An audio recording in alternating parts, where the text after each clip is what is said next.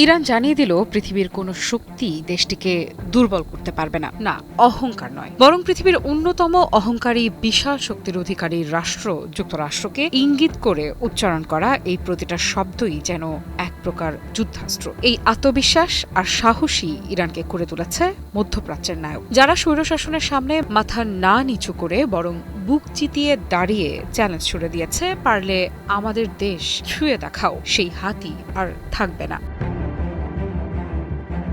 কেবল কথার কথা নয়, যুদ্ধের ময়দানে প্রতিটা উচ্চারিত হুঁশিয়ারির যথাযথ প্রয়োগও দেখিয়েছে ইরান। ফলশ্রুতিতে মার্কিন যুক্তরাষ্ট্রের অস্ত্র ভাণ্ডার অর্ধেক উড়িয়ে দিয়েছে এই উদীয়মান শক্তি। এত সাহস আর শক্তি কোথা থেকে পায় এই রাষ্ট্র?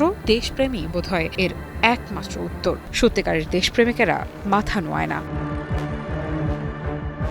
পৃথিবীর কোনো শক্তি ইরানকে দুর্বল করতে পারবে না, সম্প্রতি এমন দৃঢ় বার্তা দিয়েছে ইরানের ইসলামী বিপ্লবী গার্ড বাহিনী আইআরজিসি। সাম্প্রতিক সময়ে ইরান জুড়ে যে বিশাল গণসমাবেশ হয়েছে সেটিকে জাতীয় ঐক্যের অভূতপূর্ব উদাহরণ হিসেবে ব্যাখ্যা দিয়েছে আইআরজিসি। তাদের দাবি, এই সমাবেশগুলো শুধু প্রতিবাদ নয়, এগুলো একটি স্পষ্ট বার্তা। ইরানের জনগণ একসঙ্গে আছে এবং তারা প্রস্তুত।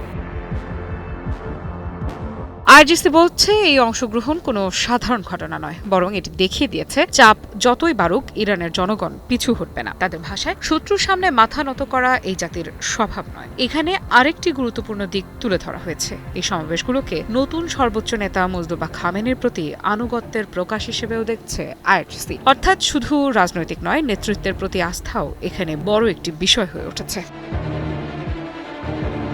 আইআরজিসির দাবি, যুক্তরাষ্ট্র ও ইসরায়েলের আরোপিত আগ্রাসনের পর টানা ৪০ দিন ধরে এই সমাবেশ চলছে। আর এই দীর্ঘ সময় ধরে জনসমাগম ধরে রাখা তাদের মতে ইরানের প্রতিরোধ শক্তির বড় প্রমাণ। তারা আরও বলছে, শত্রুপক্ষের মনস্তাত্ত্বিক যুদ্ধ এবং গণমাধ্যম প্রচারণা সত্ত্বেও জনগণ যে মাঠে আছে সেটাই সবচেয়ে বড় বার্তা। অর্থাৎ তথ্য যুদ্ধেও পিছিয়ে নেই তেহরান।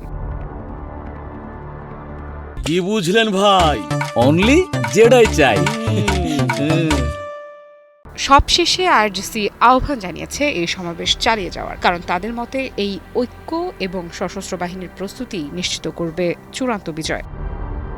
আফরিদা ইফরা, নিউজ 24।